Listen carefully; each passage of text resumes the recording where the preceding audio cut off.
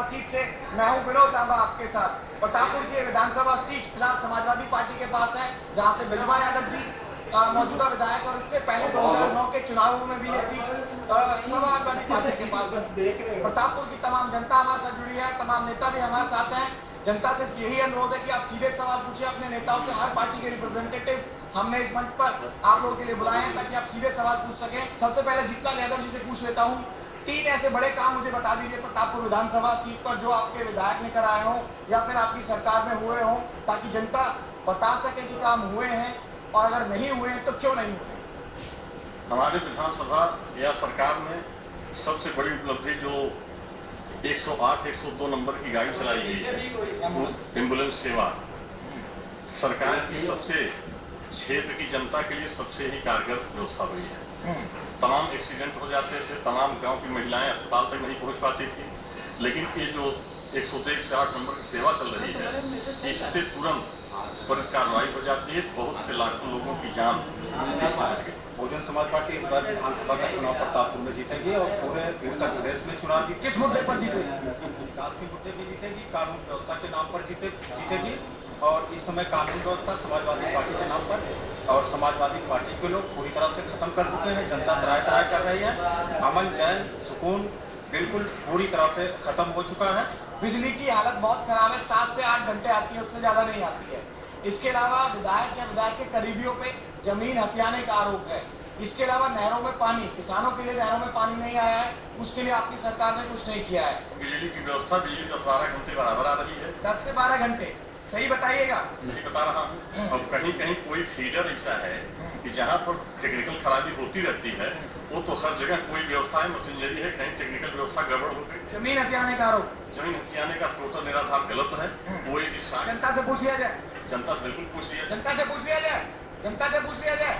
ये 2 सवाल है। उन्होंने कहा 10 से 12 घंटे बिजली आती है और जमीन हथियाने का कोई आरोप नहीं है। प्रतापपुर में जब से बिल्वा यादव जी विधायक बनी, आज तक एक भी काम प्रतापपुर विधानसभा में हुआ नहीं। ये कह रहे हैं 10 से 12 घंटे बिजली। जो उनके प्रतिनिधि बोल रहे हैं, उनसे मैं पूछना चाहूंगा कि जो 108 जो एम्बुलेंस चल रहा है केंद्र के द्वारा है, न कि प्रदेश के द्वारा है।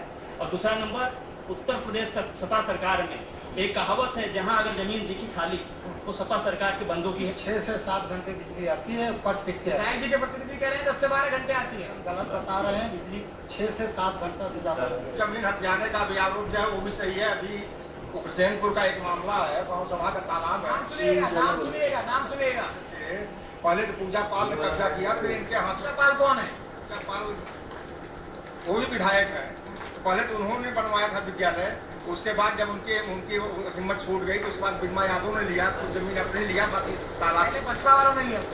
पूजा पाल जी कौन है? यही की है? इलाहाबाद के वर्तमान विधायक है, दक्षिणी कहाँ की है? दोबारा बोलिए।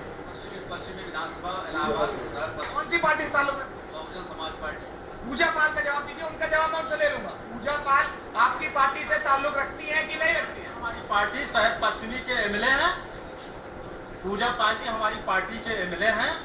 वो विद्यालय शायद उनका पहले था, उसके बाद फिर मेल जोल चल रहा है क्या? मेल जोल चल रहा है आप लोगों का? कोई भी कुछ कर सकता है, लेकिन किसी के पास प्रमाण होना तो चाहिए। प्रमाण है किसी के पास? कोई प्रमाण है किसी के पास?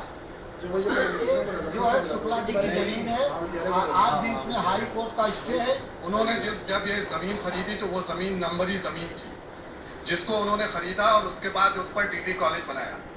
दबंगों की वजह से वो डिग्री कॉलेज जो है चलने नहीं पाया, जिसकी वजह से मजबूर होकर के विधवा औरत ने जिन्हें हमारी दबंगों की वजह से, दबंगों की वजह से, वहां पर जो भूमाफिया लोग थे जिनकी वजह से जो है वो उस पर डिग्री कॉलेज नहीं चला सकी और मजबूर होकर के लायक होने के बावजूद भी नहीं चला सकी, उनसे भी दबंगई हो गई।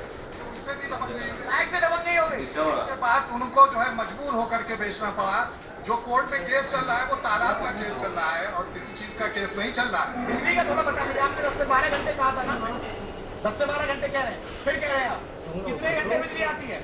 बिजली पहली बार 6 से 7 घंटे बिजली आती है हमारे यहाँ। प्लस अभी पूरे हमारे जो क्षेत्र में पहली बार बिजली की कनेक्शन दिया ही नहीं गया है, वहाँ पे खंभे तार की व्यवस्था ही नहीं। हम खुद सब लगाए हैं, 10 से 12 घंटे में खुद अपनी बिजली आ रही है, पिछली सरकार में नहीं आती। पिछली सरकार में भी बिजली आती थी, लेकिन बिल्कुल तरीके से आती थी। कितने घंटे आती है? बस वही 6-7। अब 10-12 आ रही है। नहीं, वो सही नेताजी कर रहे हैं 8 से 12, लेकिन कर्मचारी देर लगाम है, कब लगा देगा बिजली? अब कब बिजली की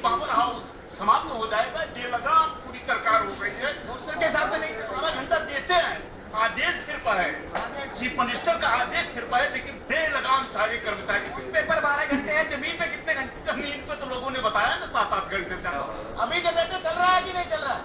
और रोशनी के साथ तो बिजली होनी चाहिए थी। जी बिल्कुल टाइम के हिसाब से तो बिजली होनी चाहिए थी, फिलहाल है नहीं, जनरेटर पीछे चल रहा है। चल रहा है ना? मेरे को तो नहीं आ रही, आप लोगों को भी आवाज आ रही है जनरेटर की? अभी बिजली है ना? बिल्कुल नहीं, जनरेटर आवाज जा रही। ये कोई जरूरी नहीं, कहीं कहीं फाल्टिंग हो जाती है, बरसात का सीजन है। अब कोई अगर टेक्निकल खराबी हो गई तो क्या तुरंत थोड़ी बन जाएगी वो? उसको बनने में ही समय लगता है। जनरेटर क्यों लाइट है? जनरेटर क्यों चलाए? ये क्या मतलब हुआ कि लाइट है और जनरेटर चल रहा है?